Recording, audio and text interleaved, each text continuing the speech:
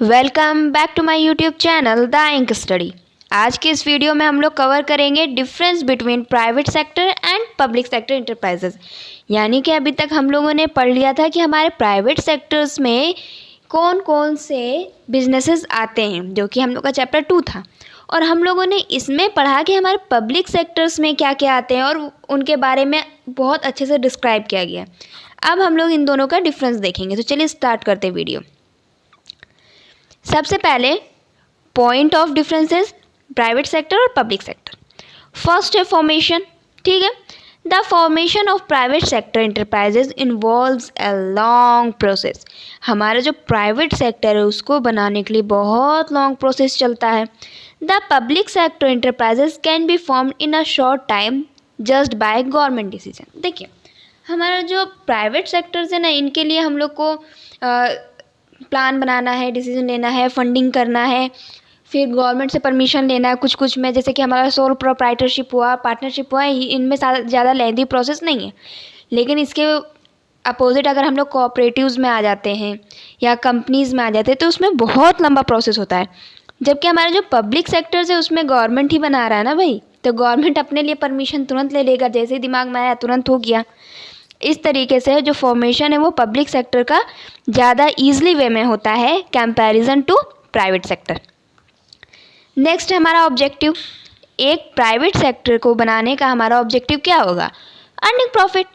पहला यही मोटिव होता है। कोई भी एक पर्सन या कुछ ग्रुप ऑफ पर्सन्स अगर कोई बिजनेस स्टार्ट कर रहे हैं तो उनका पहला मोटिव होगा मेन अर्निंग प्रॉफिट।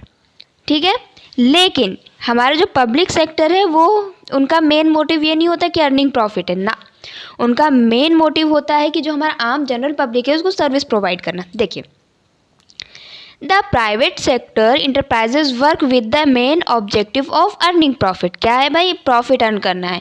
आप हो चाहे हम हो या कोई भी हो, अपना बिजनेस बना रहा है तो उसका मेन मोटिव ये होगा प्रॉफिट अर्न करना है। बिना प्रॉफिट के कोई काम नहीं करता है। लेकिन देखिए क्या बोलता है, the public sectors enterprises work with the main motive of providing service to public. Public को सर्विस प्रोवाइड करने के लिए ये सारी संस्थाएं चलती हैं, ये सारे बिजनेसेस चलते हैं पब्लिक सेक्टर से, पब्लिक सेक्टर्स के। Next, management. Private sector enterprises are managed and controlled by board of directors who are professional and experts। हमारे प्राइवेट सेक्टर्स के जो बिजनेसेस होते हैं वो मैनेज और कंट्रोल किसकी तरफ से किए जाते हैं? बोर्ड ऑफ डायरेक्टर से। ठीक है, जो कि प्रोफेशनल भी होते हैं और एक्सपर्ट भी होते हैं उस फील्ड में। ठीक है, हमारे जो पब्लिक सेक्टर इंटरप्राइजेज है are manage and control by board of director. यहाँ भी बोर्ड ऑफ डायरेक्टर है, लेकिन ये जनरली क्या होता है कि गवर्नमेंट के रिप्रेजेंटेटिव होते हैं, उन्हीं को यहाँ पे बोर्ड ऑफ डायरेक्टर बनाया जाता है। क्योंकि हमारा जो पब्लिक कंपनीज होती हैं उसमें पब्लिक सेक्टर्स जो होता है उसमें मेन किसका ज़्यादा परसेंटेज ऑफ शेयर्स होते हैं? तो गवर्नमेंट के होते हैं, इसलिए वो अपने रिप्रेजेंटेटिव्स खड़े करते हैं बोर्ड ऑफ डायरेक्टर्स में। नेक्स्ट हमारा capital. In the private sector enterprises maximum capital is contributed bye honours और इन्वेस्टर्स। या तो ऑनर इन्वेस्ट कर रहा है या इन्वेस्टर्स इन्वेस्ट कर रहे हैं।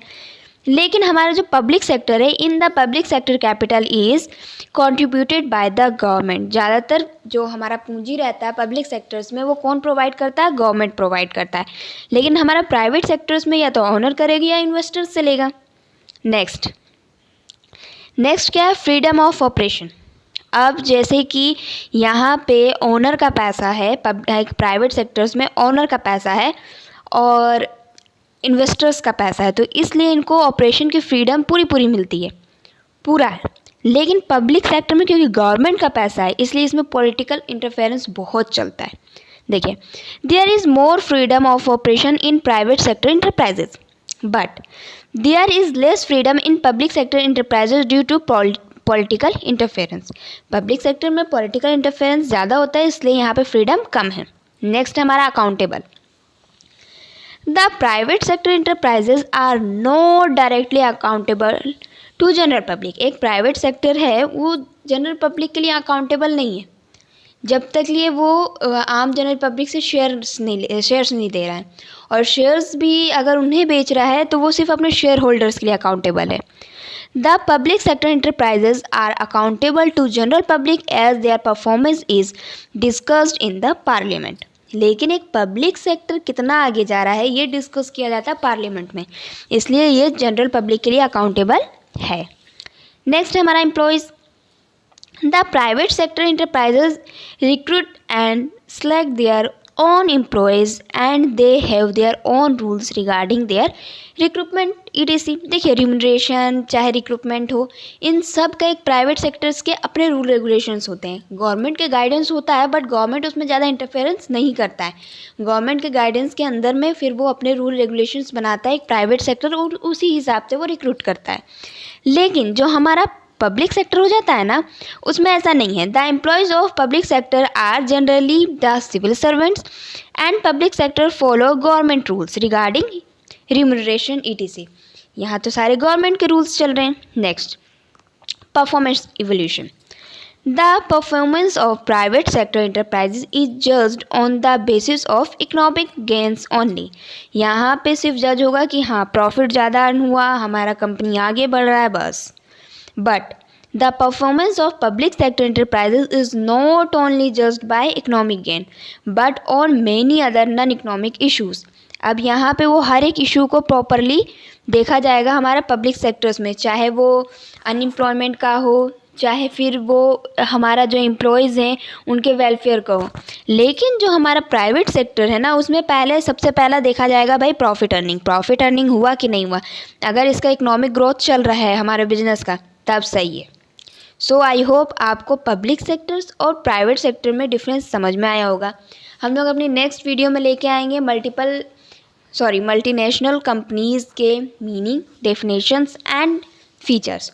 सो thank you, keep watching and do subscribe my YouTube channel the ink study. Also press the bell icon for latest update. Thank you.